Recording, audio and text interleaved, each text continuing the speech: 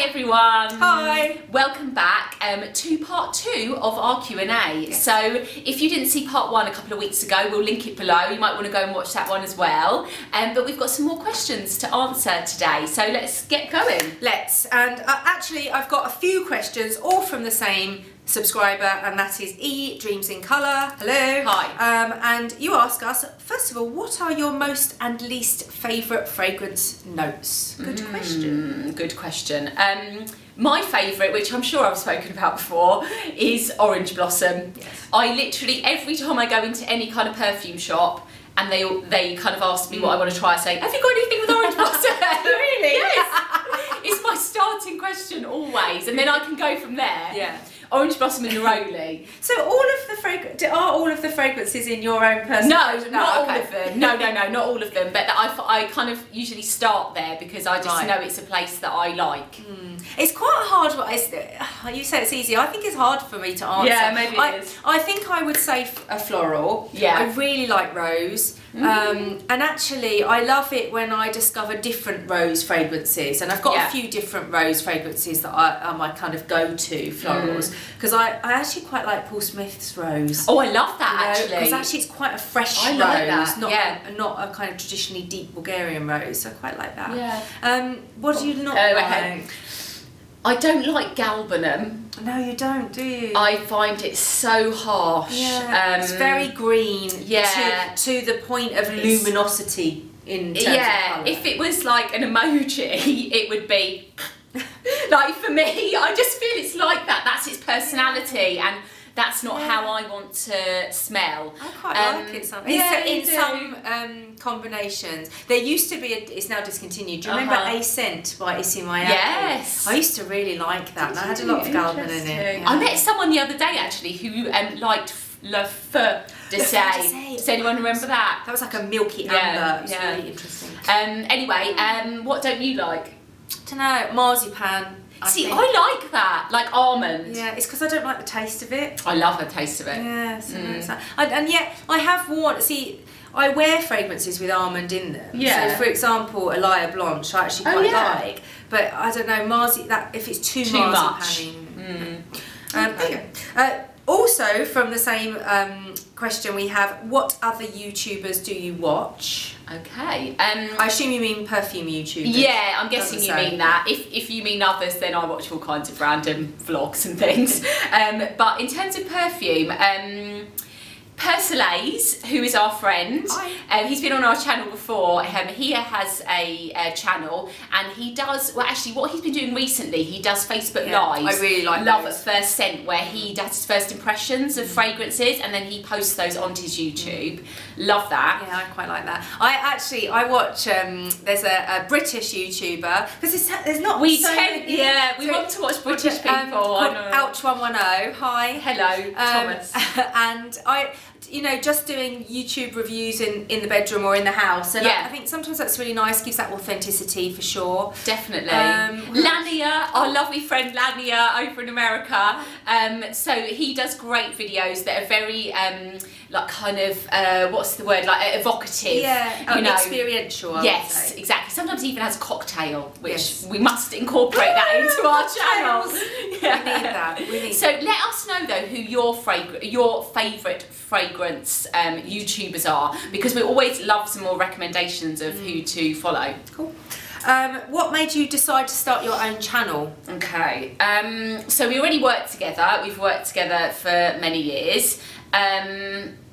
I particularly have watched YouTube for a long time, not necessarily to do with perfume, but just like I say, watching people going about their day-to-day lives.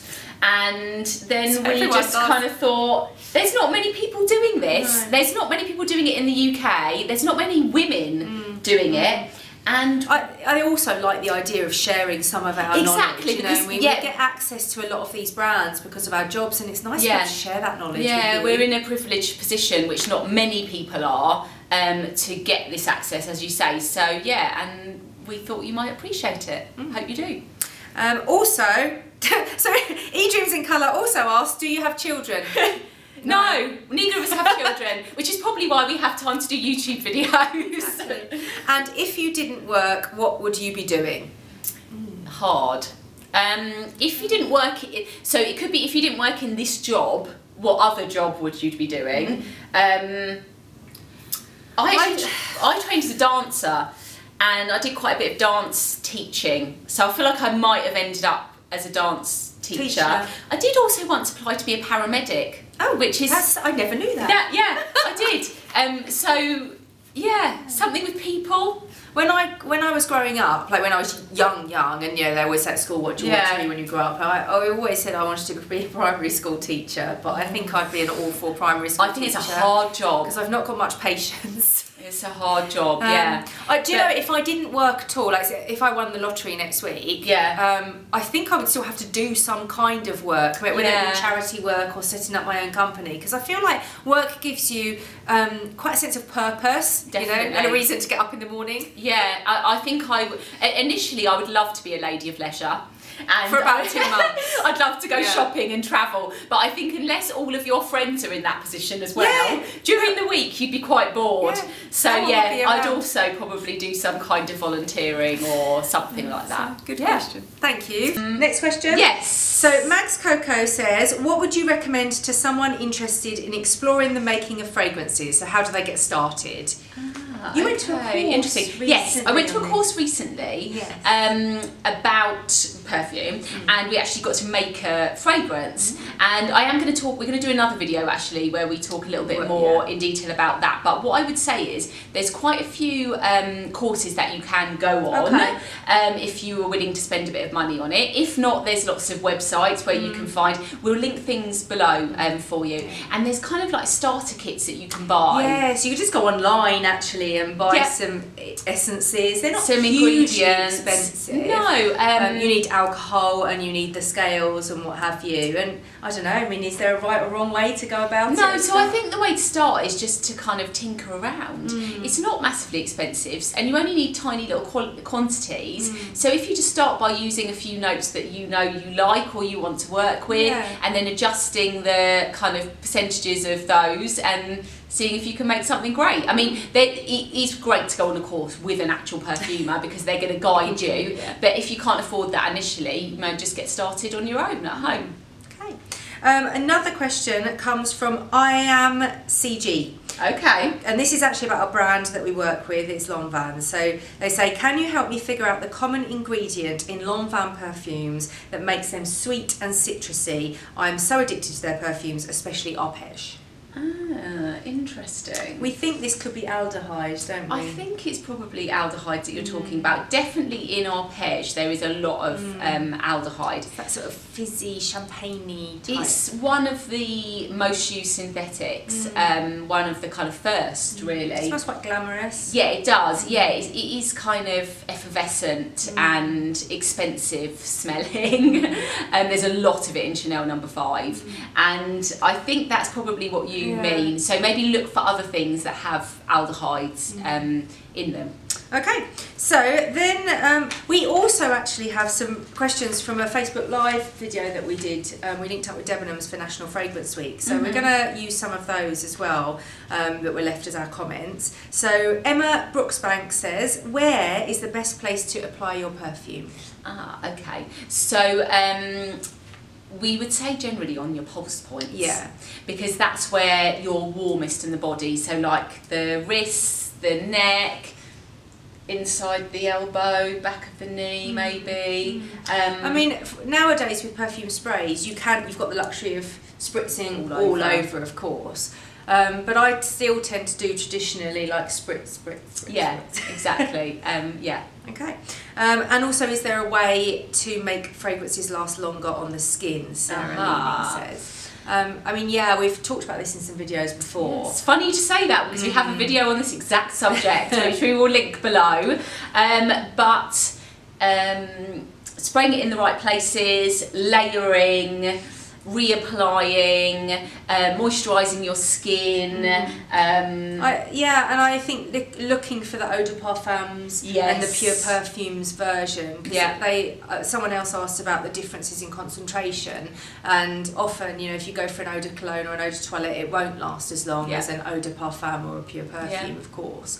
But I also think there's another question linked to this that someone asked about as Miriam Pereira says, how can I be sure a scent is going to last on me? And I think that when you're buying perfume, there's no substitute for spraying it on your own skin just to see how it works. Yeah, I mean, I just think blind buying is risky, you know, and sometimes it works out well, but really, if you're going to spend a lot of money, I'd definitely try it out and see the longevity and the trail, because it could turn weird on you. You know, sometimes things do on different skins, so definitely test it.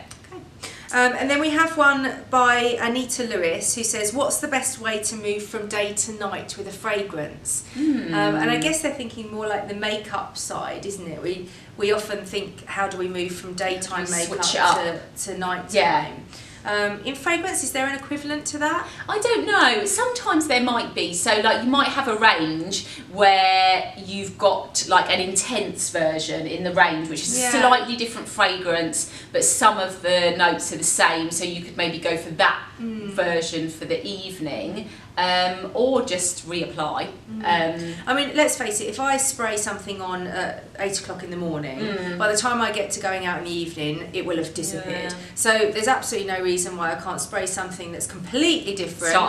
Start again, exactly, at 8 o'clock at night after having worn something different all day.